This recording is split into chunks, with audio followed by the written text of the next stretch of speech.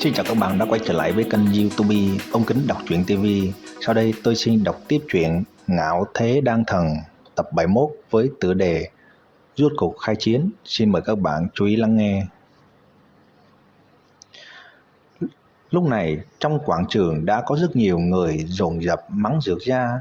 Đan Vương Các khai trương liền gặp phải đánh đập. Chuyện này rất nhiều người biết. Bây giờ nghe Trầm Tường nói như thế, hành động của Dược Gia xác thực phi thường thâm độc. Trầm Tường, có giỏi thì thả người ra, là võ giả liền quang minh chính đại tranh tài. Hiện tại Trầm Phú Vinh làm lại đánh giá đối với thực lực của Trầm Tường. Một Dược Gia trưởng lão ở trong tay hắn dĩ nhiên không hề có lực hoàng thủ.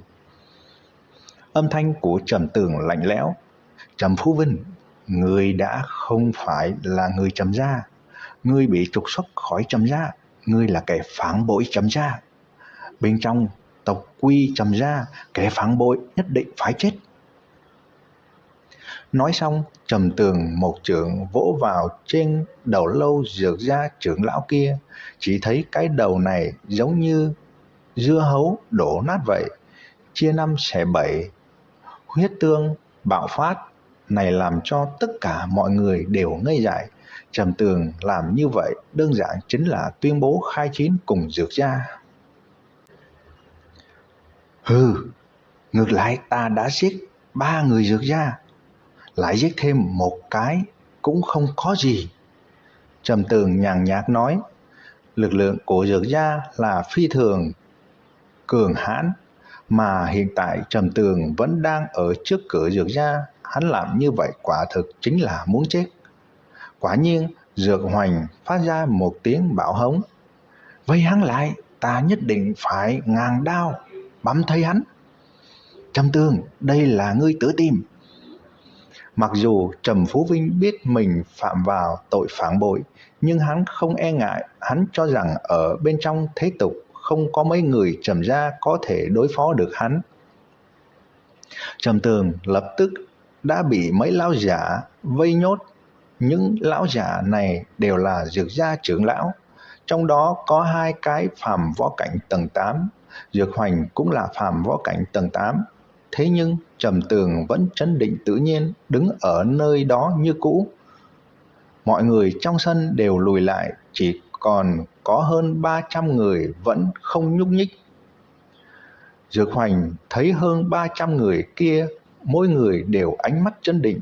Hơn nữa có vài người tản mát ra chân khí không kém, có thể thấy được những người này đều không phải hạng người hời hợt.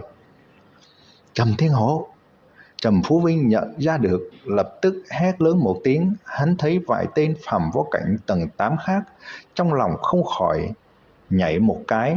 Trước đó thời điểm hắn trở lại Trầm gia cũng không hề phát hiện như điều này.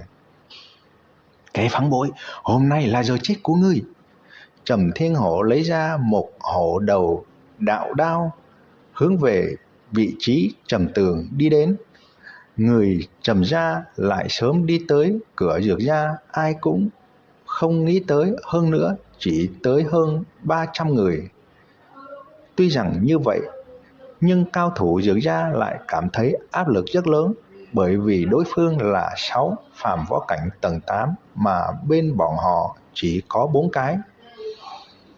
Trầm tiên sinh, chuyện này... Dược Hoành nhìn Trầm Phú Vinh một chút. Trầm Phú Vinh là phàm võ cảnh tầng 9, bởi vì có Trầm Phú Vinh cho Dược gia bọn hắn chỗ dựa, Dược gia bọn họ mới dám khai chiến cùng Trầm gia. Giao cho ta là được. Trầm Phú Vinh cười lạnh nói. Người nhẹ nhàng bay lên, nhanh chóng bay vút qua chỗ đám người Trầm Thiên Hổ.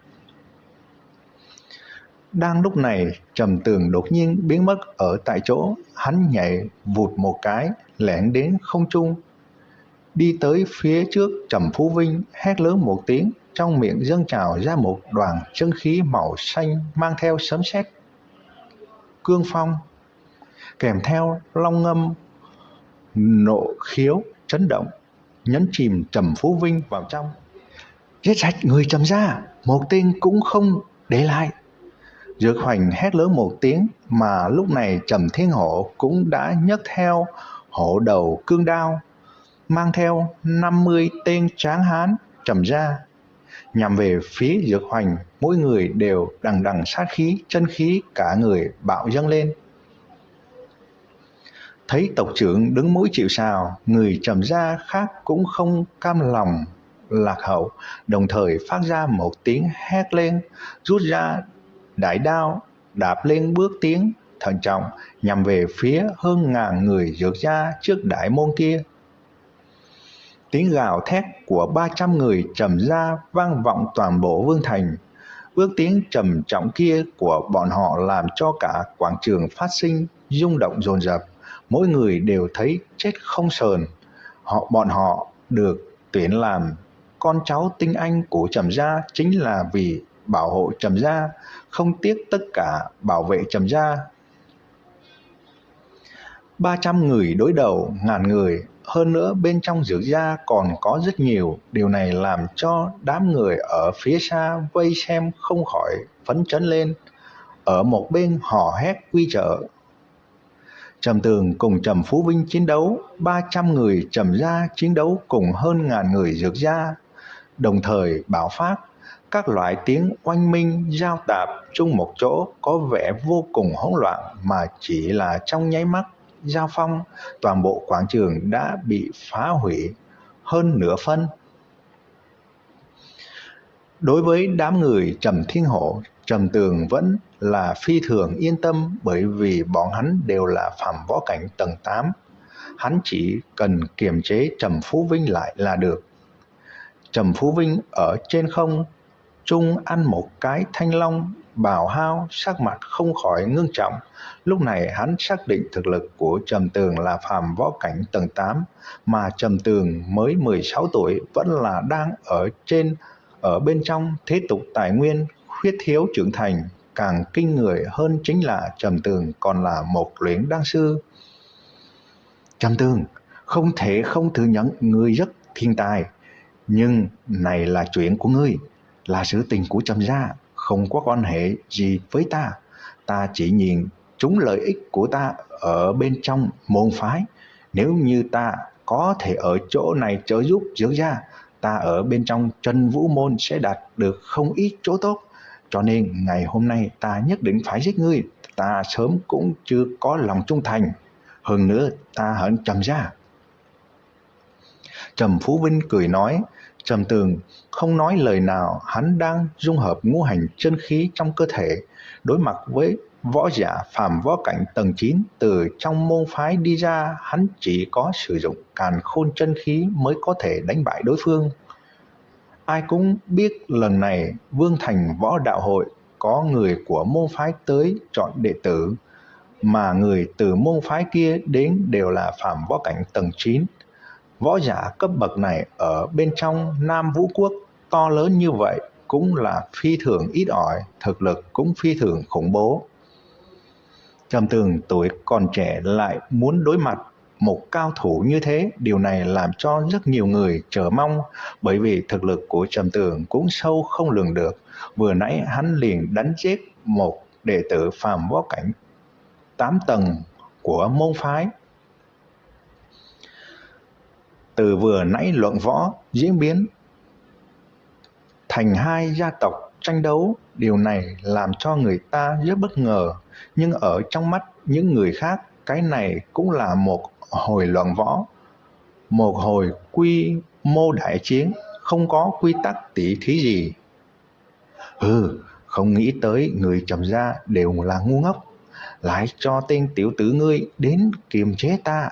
Nếu như 6 gia hỏa phàm võ cảnh tầng 8 kia đến ngăn cản một thoáng thì ngươi còn có cơ hội chạy trốn. Nhưng hiện tại không chỉ ngươi muốn chết, bọn họ cũng muốn chết.